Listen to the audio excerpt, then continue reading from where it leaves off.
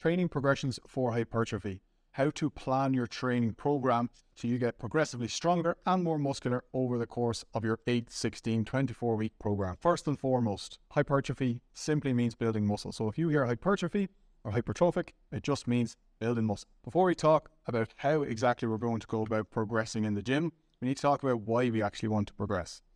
If you are happy with your physique, you don't have to keep pushing the boundaries.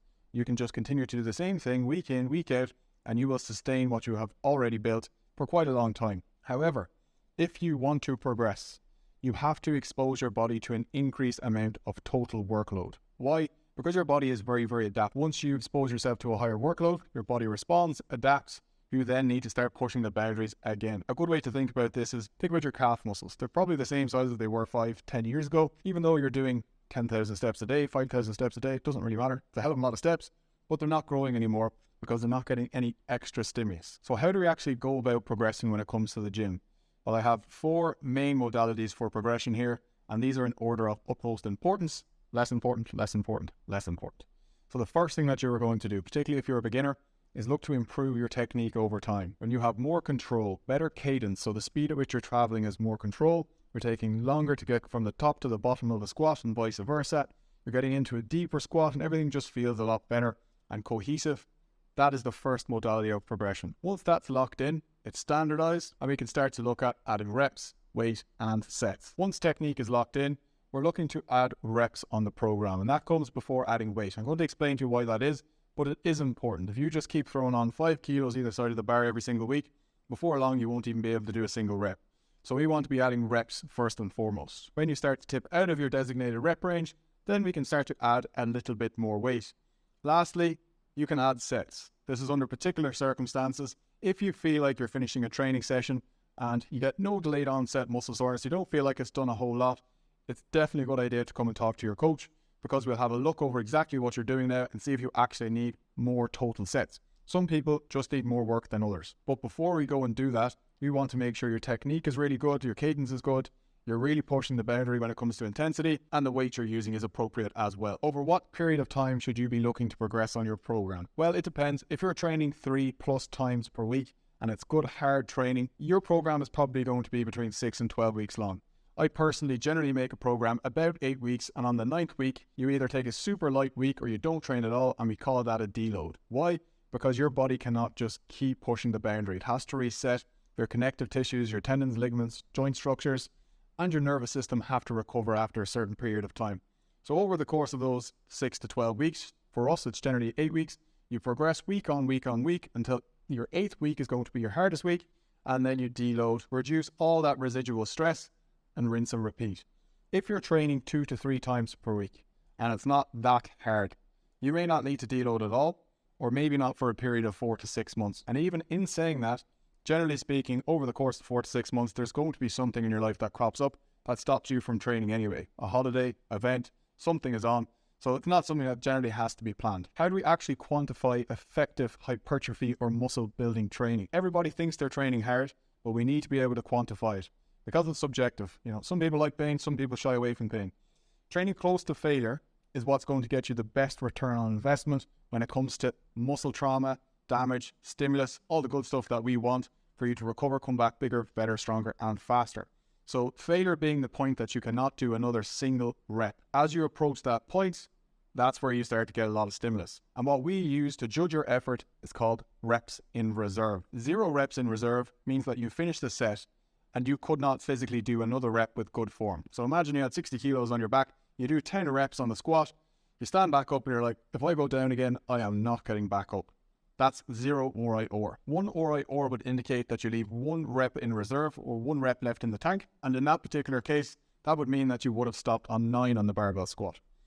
Training between 5 RIR, so 5 reps shy from failure, and 0 RIR give you the most amount of stimulus. And each rep closer to that failure point, 0 RIR, gives you more and more and more stimulus. It's an obvious one that training to 0 RIR or the point of failure gives you the most amount of stimulus, but it comes with a cost.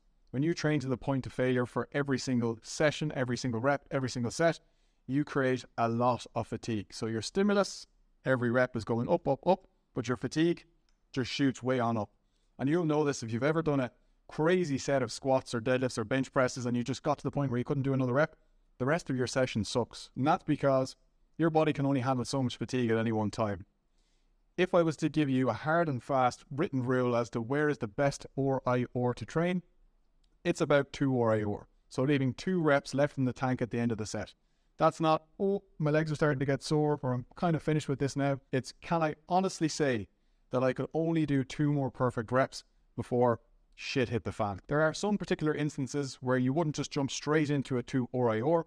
On your first week of the program, you're feeling out the movements, you're trying to make everything work and feel good. You can train at 4 RIR or 3 RIR there, and you can start to push a little bit closer towards 2 RIR, week 2, week 3, week 4. If you're coming back from an injury, you don't just go into super hard training. You have to expose yourself to the load again, starting at 3 or 4 RIR. On the flip side, as you approach week 8 of your program, you may start to teeter-totter up towards 1 RIR or 0 RIR, as training every single week should be progressing and getting harder. And that is exactly why at the end of your training block, you take a deload. Because if you continued on and you kept training at 1 RIR or 0 RIR, you would just stall out in the gym.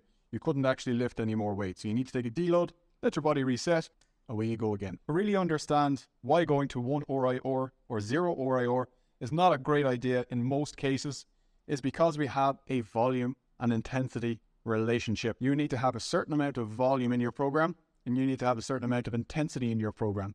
Volume is the total amount of weight lifted, or the weight times the reps times the sets.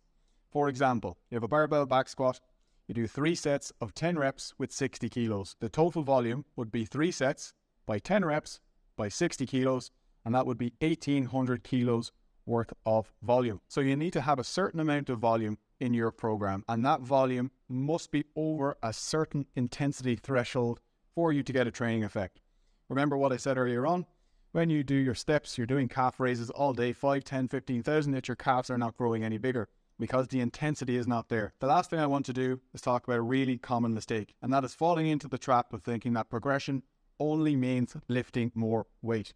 And as you remember, if you just push the intensity too high and you don't get enough volume, you are not getting the best training response. So I'll bring you through exactly what I mean. This is a training program that my imaginary client, Tom, has just done. So he's doing the barbell back squat. He has 3 sets of 8 to 12 reps to do.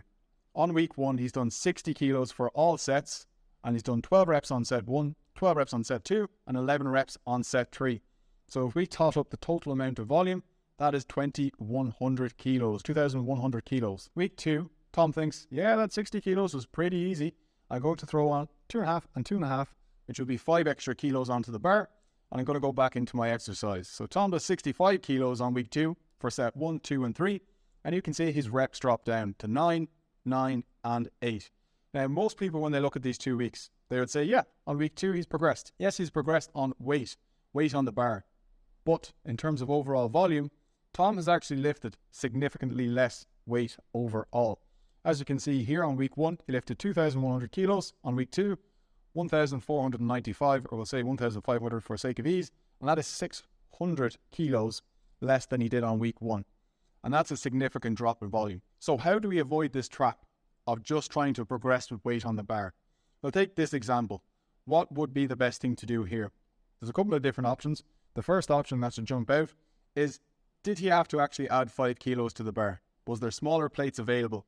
In most gyms, there are 1.25 kilo plates, and that would have brought the total weight up to 62.5 kilos. Now, if Tom had done that, he may very well have hit 11 reps, and 10 or 11 reps for his last set, and the total volume would not have dropped down near as much. In the case that Tom actually did not have access to 1.25 kilo plates, and he only could jump up 5 kilos, which is quite common, the best route to take would have been to do the exact same weight as he done on week 1 and push the reps up. So on set 1, he may have done 14, 14, and then 13 on his last set. Now, if you have a BDI, you will see that I have recommended here that Tom only does 8 to 12, but these are recommendations, and the recommended rep range is there to give you a gauge on what weight you should be using. It does not mean that if you do 13 or 14 reps that the exercise is a waste of time. There's absolutely zero difference between Tom staying within that rep range and pushing outside it by a little bit. So Tom could have done 60 kilos again, added a couple of extra reps, and that would have been loads of extra volume. If you work outside of the recommended rep range, it's a-okay. I wouldn't be pushing it out too far. You know, if I've given you 8 to 12 or your coach has given you 8 to 12, I wouldn't be going up to 20 or 25 reps. No way. You know, we could put a 5 rep cap on it. So in this case, he could have worked up to 17 reps and it's going to be totally fine. But if you're going beyond that, that just shows to us that you probably are able to handle a little bit more weight. It might not be a 5 kilo jump, but it most certainly could be a 2.5. So that's 2 ways you could have went about progressing, but there's one more. The third option here would have been to go in on week 2 and do the exact same numbers as you did on week 1. You might say, well, Connor, the whole point of this video is telling me that I should be progressing week on week. Well, that is true. But if you remember, the first form of progression is going to be improving technique. So if Tom came in on week 2 and still done 60 kilos for a set of 12, 12 and 11 on week 2, but his reps look smoother, he had better cadence, more control, better mind-muscle connection, dropped into a deeper squat, that's progression in and of itself, and there's absolutely nothing wrong with it. So just in short, when you're progressing in the gym, it's not always about weight on the bar. You're looking to improve your technique first and foremost, then pushing up in the rep range so you can keep your volume up. If you then come outside the rep range, it may very well be time for you to increase the weight, but that does not mean you throw 2.5 on each side to make it a 5 kilo jump. Usually there's 1.25 kilo plates there that you can add to the bar. As a closing note, you are going into the gym, maybe traveling, maybe it's in your spare room either. If you're putting on your gym clothes, you're designating the time, make sure you're training hard. If you go in and just stop your set when you want to, you're not getting what you want out of the gym. It's going to take you the same time to push closer to that failure point, except for you're going to get the return you're looking for. So push your sessions hard. It's not going to take you any extra time, minimal, but you're actually going to get the return you want. That's all from me today, folks. Any questions or queries, please drop me a message. Otherwise, see you in the next one.